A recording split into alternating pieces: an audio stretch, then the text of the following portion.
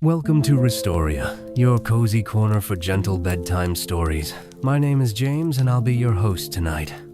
Every night, we bring you peaceful tales designed to calm your mind and help you drift off into a deep, restful sleep. So snuggle in, close your eyes, and let the story begin. The story tonight is called The Feather Ink Calligrapher, Chapter 1. The Lavender Hour. Evening comes slowly in the village of Evenel. Brushing rooftops with lavender and coaxing lanterns into a gentle glow. Smoke curls from chimneys in sleepy spirals. Cats stretch across window ledges, their tails flicking like brushstrokes. And just above the old bookshop on Wren Street, the windows of a tiny studio glow with a quieter kind of light tone that doesn't flicker, but hums softly like a lullaby. Inside, Lena moves with the hush of someone who doesn't need to rush. Her steps are bare, her sleeves rolled up past her elbows. The hem of her linen skirt gathers dusk as she crosses the room. She picks up a kettle of warm lavender tea and pours it into a mug chipped at the rim of her favorites. The studio smells of river ink and rosemary, parchment and clove. Feathered shadows dance along the shelves, cast by the small lanterns tucked between glass jars and bundles of dried herbs. Ink pots shimmer like still ponds under moonlight, each one labeled in soft script: Dawn hush, memory blue, kindness held quietly. Lena's hands are stained with color, not harsh or messy, but in faded shades ghosts of her work. A blush of rose ink on her thumb, a pale silver smudge along her wrist. Her fingertips look as though they've been dipping into dreams. The window is open just a crack, enough for the breeze to nose its way inside. It carries the sounds of the village settling down. The clink of dishes, a distant lullaby, the murmur of a closing door. And sometimes, if she listens closely, Lena can hear the wind whisper across the parchment rolls in the basket by her writing table. That's where the feathers sleep. Not ordinary ones, never ordinary. Each one has its own story, its own weight. Some are fine and silver, like frost on a windowsill. Others are coppery and curled at the edges, like old laughter. There's one with streaks of midnight blue that always feels cool to the touch. She doesn't know where they come from, not exactly. They arrive on the breeze, usually just after sunset, as if carried by something kind. She only takes them when they land on her windowsill. Tonight, there's no new feather yet, but there will be. She sips her tea, breathing in the steam, then turns to the day's work. 3 scrolls wait beside her lamp, each tied with soft twine. The first is from a woman whose brother left for the sea 5 winters ago and never wrote back. She came in with red eyes and sea glass in her pocket. "It's not grief," she told Lena quietly. "It's the echo of a voice I still hope to hear." Lena had nodded. She always does. And then she'd chosen a feather, the color of morning fog, dipped it into an ink made from wild violets and riverstone dust, and began to write. Now the parchment rests, its words dry and faintly glowing. Not to be read aloud, only to be felt, like the softness behind someone's eyes when they truly understand. The second scroll is a thank you from a boy who never learned to speak, but hums when he's happy. He brought Lena a honey biscuit and pointed at his chest, then at the sky. She wrote his letter in quiet tones, using a feather that tickled her palm. The third is still waiting to be started. A traveler left it earlier in the afternoon. She didn't give a name, only said, "I'm trying to forgive someone who never asked to be." Then she placed a pressed sprig of thyme on Lena's table and walked away. Lena closes her eyes. She presses her palm to the parchment and listens not for words, but for the silence beneath them. Then, gently, she reaches into the feather basket and chooses one that's slightly worn, edges frayed like a map. She dips it into a pot, labeled Weathered Hope, and begins. Each stroke is soft, slow, deliberate. Outside, the lanterns blink in the mist, and then the breeze returns. It curls through the window, stirring the corners of the parchment, nudging the wind chimes that hang above her shelf. Lena doesn't look up until she feels the hush in the room deepen, the way it always does when something new arrives. There, on the windowsill, lies a feather she's never seen before. It is soft, pale gold, tipped with warmth almost glowing. She lifts it gently, feeling its strange heat against her skin. It pulses faintly, like a heartbeat not her own, and something inside her stirs. A memory, maybe. A feeling tucked too far down to name. Lena holds the feather, still and quiet, the way she might hold a sleeping bird. She doesn't know what it means yet, but she will. Not tonight, not yet. For now, she finishes the third scroll, ties it with thyme and linen thread, and sets all three on the windowsill. As always, the breeze begins to lift them, one by one, into the night. Not fast, not rushed, just enough to carry the feeling along. Lena watches until they vanish into the dark. Then she turns back to the golden feather, still cradled in her palm, and the stars outside feel just a little closer than usual. Chapter 2. The Letter She Never Wrote. Lena doesn't sleep right away. She rarely does on nights like this nights, when the wind is too thoughtful, when the air carries the scent of something old and sweet, like apple bark or faded lilac. Instead, she wraps herself in a soft wool shawl and sits beside the feather. It rests in the center of her work table now, on a square of velvet she laid out carefully. She hasn't touched it again. The warmth it gave her still lingers in her hand, like a memory held too long.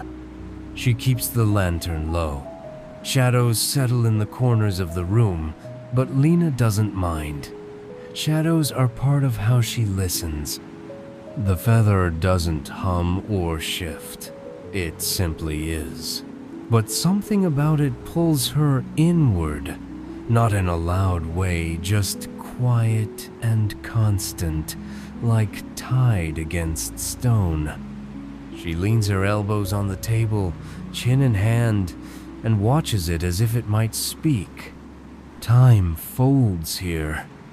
She doesn't know how long she stays like that, only that eventually the wind quiets and the last of the village lanterns blink out.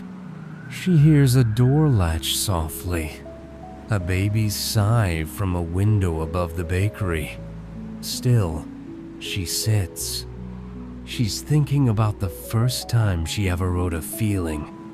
She was 13. Her mother had just died, and the house had gone too quiet. Her father didn't know how to speak the way her mother had, not with hands, not with eyes, not with anything soft. He tried, but he was made of silence too. So Lena had found an old feather in the field behind their home. It was nothing special, just a dove's feather, pale and worn. But she'd dipped it into blackberry juice and drawn her grief across an old scrap of paper. Not words, just motion, swirls, a storm. She had fallen asleep with it pressed to her chest, and in the morning, the paper was gone. She never told anyone about that night. She hadn't needed to. From then on, feathers found her. Ink darkened in bowls without her stirring them, and people began to show up. Sometimes she wonders if the magic came because of what she felt or because of what she couldn't say. She sighs, blinking slowly. The gold-tipped feather hasn't moved, but it's changed somehow. Maybe the light is catching it differently, but it looks brighter, as if it's waiting. She gets up and goes to the shelf where she keeps her special parchment. Not the everyday rolls used for commission letters, but a thinner kind light as breath, made from pressed mothwing and rice fiber. She saves it for things that matter deeply. She sets the paper in front of her and chooses no ink pot. Instead, she lifts the golden feather and watches it shimmer at the tip. She doesn't dip it. She doesn't need to. Her hand moves. And slowly, silently, Lena begins to write. What comes out isn't for anyone else. It's not grief, or longing, or even a story. It's a letter she never wrote. One she imagined many times but never had the courage or the Akado shape. She doesn't name the person it's for. She doesn't need to. The words are breathy and raw, pulled from the quietest folds of memory.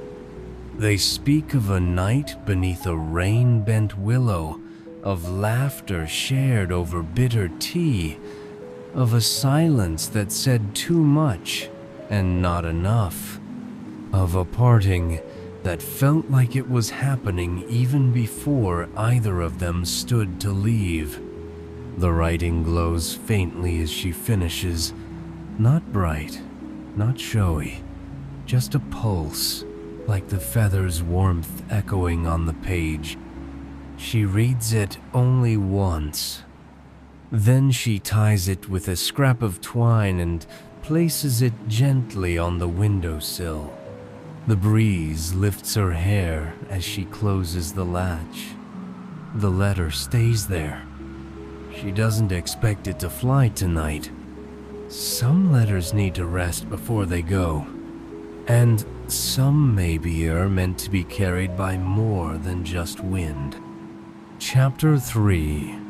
The Ink That Waits.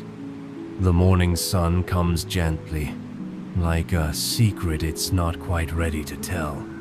Light seeps through the gauzy curtains in Lena's studio, brushing the edges of shelves and stretching slow gold across the floorboards. It smells like dew and rosemary and something warm rising from the bakery below. Lena wakes slowly, not with a start but with a breath. She stays under the quilt for a long while, eyes barely open, listening. The wind has settled into a hush, and the village hasn't fully stirred. It's her favorite time before the footsteps, before the bells, the space where feelings linger. When she rises, her first step is toward the windowsill. The letter is still there, tied and waiting, pale parchment gleaming with the faintest shimmer. The feather, too, rests beside it, gold tip catching the morning light. Neither is moved, though somehow both feel different. More present, more sure of themselves, like they've made a quiet agreement. Lena doesn't touch them. Not yet. She only nods, as if to say, "I understand." She spends the morning slowly, washing her hands with lavender soap, brewing tea with mint and lemon peel. She eats a single slice of honeyed toast while sitting by the open window, watching birds flit between the rooftops. A calico cat balances along the edge of the bakery roof, tail curved like a question. The village below begins to hum. Shoes on cobblestone, a shutter creaking open, the clatter of someone chasing a spilled basket of apples. But in Lena's studio, the quiet remains. It's not silence, exactly. It's the space where care lives. She eventually steps back to her writing table. Today's commissions wait in a neat stack, each with a name, a note, a coin or token. She touches each gently, reading without reading. One is a farewell. One is a hope. One simply says, "Please." But her hand pauses over the inks. Something feels different. The shimmer in the pots is subdued, like a tide pulled back from shore. The hues are there, still luminous, still waiting but quieter than usual. She stirs the pot labeled "First Kindness" and watches it swirl in slow reluctance. Even the ink is listening. She doesn't try to write right away.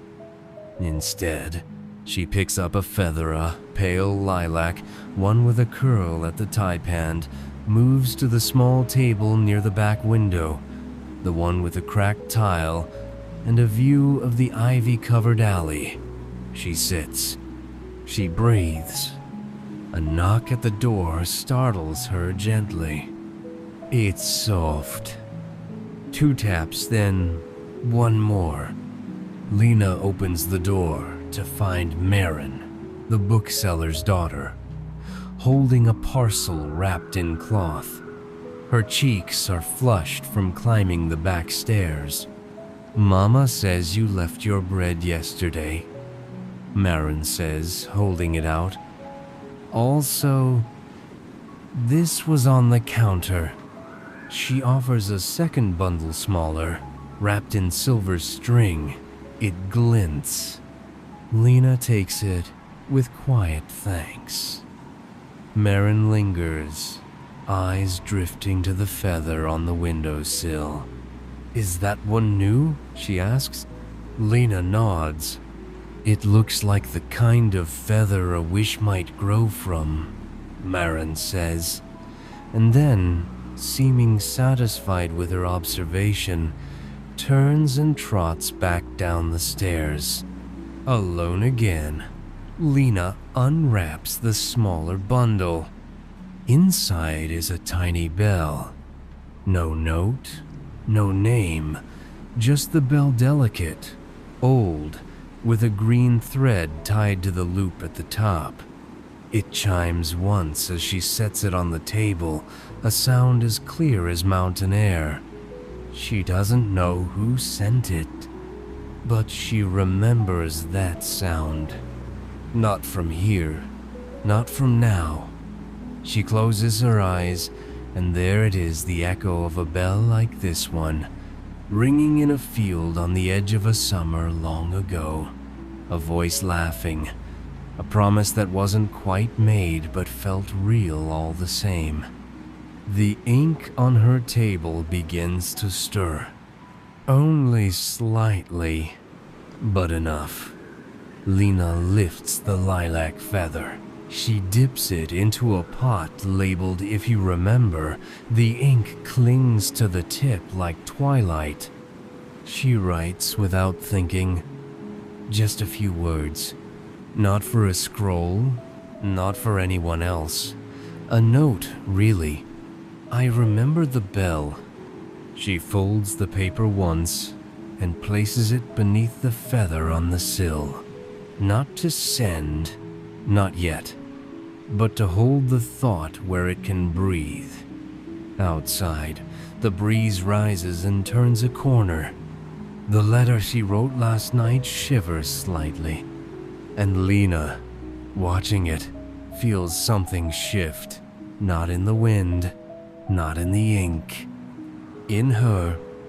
Some feelings, it seems, wait for the right morning to be understood. Chapter 4.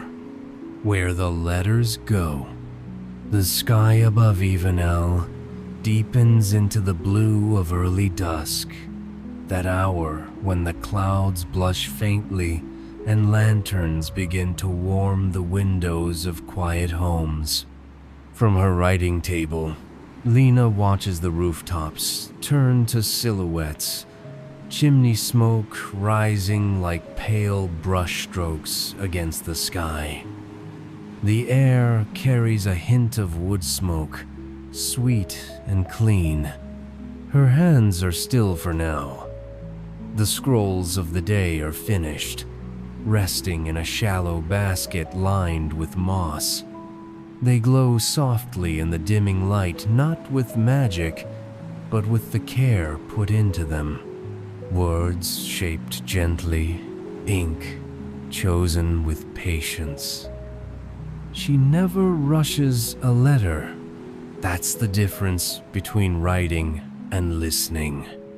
The gold-tipped feather hasn't moved from its place on the windowsill, nor has the letter it helped her write. But something has changed. She feels it. It's time. Lena steps to the window. The air is cool against her skin. She lifts the letter gently, as if it might wake, and runs her thumb along the twine. Then, for the first time since placing it there, she breathes its words in again. Not reading them, not even looking. Just remembering. She places the letter back on the sill. The gold-tipped feather begins to stir. Not much, just a tremble, a lean into the breeze. Then, without fanfare, the letter lifts. The feather floats beside it, keeping pace like a lantern's flame carried in careful hands. Together, they rise above the rooftops, silent and glowing. Lena doesn't follow them with her eyes. She's learned not to. The letters find their way, not through maps or roads, but through need. Wherever someone is ready to feel what she's written, that's where they go. Tonight, though, curiosity tugs gently at her. So she steps away from the studio, down the back stairs of the bookshop, out into the lavender evening. The cobblestones are cool beneath her shoes.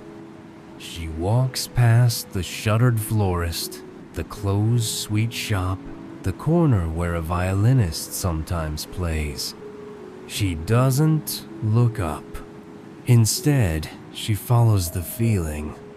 A pull knot, physical, not certain, but there, like being called by name without a sound. The path leads her beyond the town square, past the stone archway where vines curl like script. She finds herself near the edge of the woods, where the trees begin to lean together and the light dims further. Not dark, just deeper, like the world drawing a breath. There's a small clearing just inside. She knows it well. Years ago, she used to come here with a sketchbook, before she understood feathers or ink or what it meant to speak without sound. It was a quiet place then, and still is now. And tonight, in the center of the clearing, the letter waits, hovering, unopened, unclaimed, but not alone. Around it, tiny glimmers float in slow orbits other letters, other feathers suspended like stars, not falling, not flying, just held as if the air itself remembers them. Lena steps closer, her breath catches. There must be dozens. Letters she wrote long ago. Some she remembers clearly, the ones sent in moments of deep silence, when someone in the village didn't have words but needed something to hold. Others she barely recalls. Pieces of herself she gave freely, trusting the wind to carry them. Why are they here? She reaches for one attentive, 2 fingers brushing the edge. It warms at her touch, then drifts gently back. Not ready, it seems, or not hers anymore. But the gold-tipped feather flutters downward, landing lightly in her palm. Still warm, still quiet, like it's come home. In the hush of the clearing, Lena understands something. Some letters don't go far. Some feelings aren't meant to be sent away, but kept, held in the air between then and now. Between who she was and who she's becoming. The letter she wrote last night settles beside her, not leaving, not lost. Just here. Lena smiles softly. The wind lifts again, brushing her cheek like a hand she remembers. She gathers the feather, folds her fingers around it, and for the first time, she begins to wonder not about where the letters go, but what it means when they stay. Tomorrow, she will write again, but tonight, she listens to the stillness and lets it answer back. Chapter 5. When the wind brings things back. Lena wakes before the sun. The sky is still the color of ink, and the air through the open window carries the scent of moss and something faintly citrus-like lemon balm crushed underfoot. The bell she left on her desk the night before chimes once, soft and clear, though nothing has touched it. A single note to wake her gently. She rises slowly, quilt still wrapped around her shoulders, and pads across the room to light the small lamp on her writing table. Its flame flickers and holds. The gold-tipped feather is there, beside the letter that never left.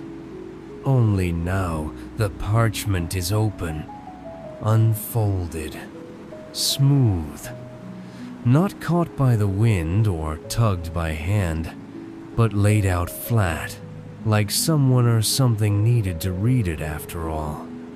Lena's breath catches. She steps closer, heart steady but curious. The words are the same as when she wrote them. But now, beside the last line, another phrase appears, written in a hand she doesn't recognize. I heard you. That's all. No name, no flourish, just the response she never expected to receive. She touches the paper. It's cool, but the ink is warm, faintly glowing, as if the page has held on to the moment all night. She doesn't know what to make of it. She doesn't need Tono yet. Instead, she sits with it. Tea steeps quietly beside her, and the breeze moves softly through the studio, stirring the herbs above her window. She runs her fingers over the rim of her cup, then over the bell's green thread, now tangled slightly, as if it had been held. Downstairs, the bookshop opens late on market days. She has time, so she takes out a fresh page of parchment mothwing and rice fiber again and sets it on the table. The gold-tipped feather is ready, already warm in her hand. But she hesitates. What does one write after being answered? She listens, not for sound, but for that other silence, the one with shape and weight. The ink in the pot labeled "After Rain" shimmers softly. She dips the feather in. She doesn't write a new letter. She writes a memory. Not one she shared before, not even with herself. A memory of standing by the old train tracks near the edge of the village, waiting, not for a train, just waiting, the way people do when they're hoping to be remembered. She writes the color of the sky that day-bruised lavender, the sound of someone's footsteps approaching, then slowing, then stopping without coming closer. The silence between two people too full of feeling to speak. The memory ends without a goodbye. She finishes the piece and sets it aside. Not for sending, not yet. But it's there now, named. She turns to the scrolls left by others. 3 today. One from a girl who's afraid to ask her best friend why they've grown quiet. One from a man who lost his dog last winter but still walks with a leash in his coat pocket. And one without a note at all, just a pebble and a drawing of a feather carefully shaded. Lena selects a feather soft as breath and an ink labeled, "What we wish we'd said sooner." She writes, and the wind rises. Not sudden, not loud. Just a presence, a knowing. By the time the letters are finished, the sun has slipped into the sky, and the village hums gently below. She places the scrolls on the sill, one by one. The wind takes them in turn, lifting each with care. The letter from last night still remains open, glowing faintly. But it no longer feels unfinished, only resting. The gold-tipped feather flutters once, then settles in the inkwell without a sound. Lena doesn't close the window. She just sits, quiet, cup warm in her hand, and watches the morning unfold. Because sometimes, what we write into the world finds its way back to us. And sometimes, what comes back is exactly what we needed to hear. Chapter 6. The Soft Weight of Memory. The rain arrives with no fanfare, just a hush over the rooftops, soft as someone drawing a curtain. By midday, the village is wrapped in silver drops tapping on stone, on glass, on leaf. The kind of rain that doesn't demand anything, only asks you to be still. Lena's studio is dim, but not gloomy. The lanterns are lit early, their light quiet and steady. A pot of tea steams on the windowsill beside a single new scroll, tied in plum ribbon. She hasn't opened it yet. Some requests feel like they want to be waited on. The bell, with the green thread, rests where she left it. She spent most of the morning sitting near the hearth, where the fire crackles gently. Her shawl is pulled around her shoulders, and her lap holds a thin journalone with no writing, only pale, abstract impressions made by pressing leaves between pages. Her fingertips follow the outlines, as if trying to trace the seasons back to a starting point. The gold-tipped feather lies still. It hasn't been used today, not because there's nothing to say, but because today the feelings are quiet ones. The kind that don't ask for words right away. Instead, Lena thinks not about the letter, not about the reply, about the person behind them. There's no name, no certainty, only the knowing. The shape of a presence she hasn't felt in years, now returning in pieces, faint laughter, a hand tugging her sleeve, the way that silence used to stretch comfortably between them. Some memories live like seeds, she thinks, buried, waiting for the right rain. The door creaks once. A customer? No, just the wind. She smiles at it anyway. Later, she opens the scroll. Inside, a note as brief as the one on her own letter. For the ache I carry but can't name, that's all. No signature. Just a sprig of pine, damp from the rain. Lena doesn't try to define it. Some aches aren't for naming. Some are just for holding. She places the pine gently on a cloth, then selects a feather-soft gray with a streak of cream through the middle and a new ink, one she hasn't used in a long time. Steadiness in sorrow. As she writes, she feels the ink shape itself around the ache. Not to cure it, not to fix or erase, but to acknowledge, to make space for it, like placing a chair beside you for a feeling to sit down. When it's done, she ties the scroll with soft twine and sets it aside. The rain deepens outside, a gentle percussion. Her tea has cooled, but she doesn't mind.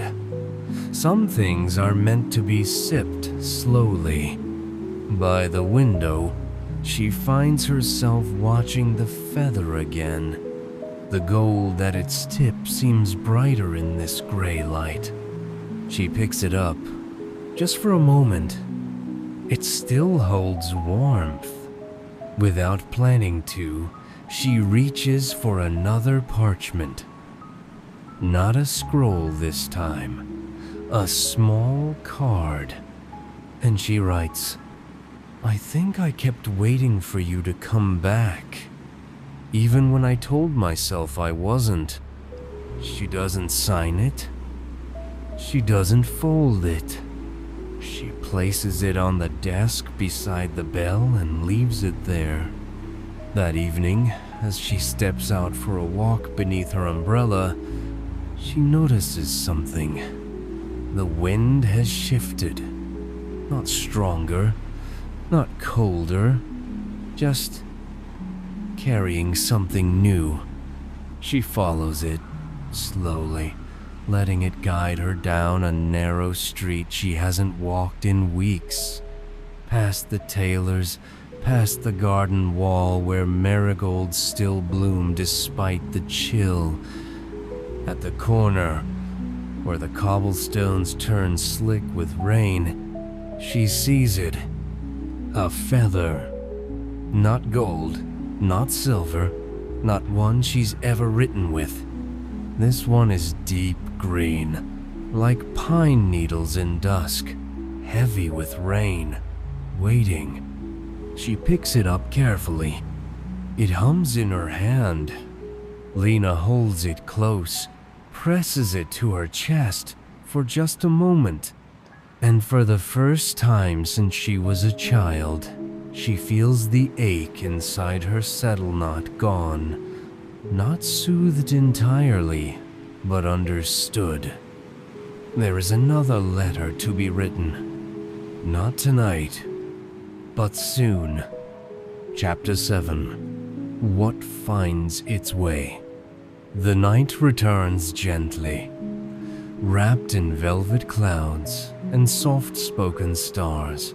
Rain has moved on, leaving the village damp and glimmering. Cobblestones gleam like ink under the lanterns, and the air smells of cedar and earth-like things beginning again. In the quiet above the bookshop, Lena's studio is warm with candlelight. The windows are fogged from the tea kettle, which hums softly on the stove. Shadows settle into the corners, but none of them feel heavy. The green feather dries beside the hearth, tucked into a dish lined with wool. It no longer drips, but its weight remains the kind that speaks without words. Lena hasn't written with it yet. She's waiting until it feels ready. But the gold-tipped feather lies beside a blank scroll tonight. And this time, it is her who feels ready. She's cleaned the table, set out fresh parchment, lit her quietest lantern. There's no commission to fulfill, no request to answer, just a soft hum in her chest that says, now. She picks up the feather. Its warmth is familiar, like cupping your hands around the last light of a fading day. Lena breathes in and begins. She doesn't write to anyone, or maybe she writes to herself. The words come like a slow tide, curling from memory, from longing, from the comfort of finally not needing to explain. She writes, I am still here. I have changed, but not vanished. I am quieter now, but not empty. Some days I miss who I was, or who we were, but more often I am simply grateful to have felt what I did, to have carried it all this way. She pauses. The feather tip glows faintly, pulsing like a small heartbeat.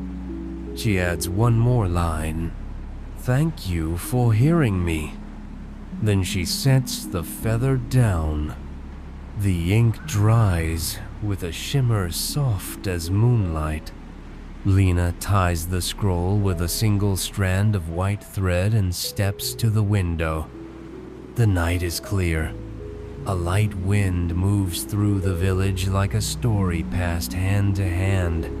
She places the scroll on the sill, and this time, she watches. The feather lifts first, slow and sure, curling into the breeze like it remembers the way. Then the letter rises, no longer heavy, no longer uncertain. It floats out into the night. Lena doesn't try to follow. She doesn't need to. She stays at the window long after the letter vanishes, hand resting on the frame. There's no ache in her chest now, only warmth. Behind her, the green feather glows gently. A new story, waiting. She turns back to her desk and begins to clean her pens, refill the ink pots, roll new parchment. Not out of habit, but in readiness. Because tomorrow, someone will knock on her door. Someone with a voice they don't know how to use. And she'll sit with them and listen and write. Because in Lena's world, the feelings we give voice to even in silence never truly vanish. They find their way. They always do.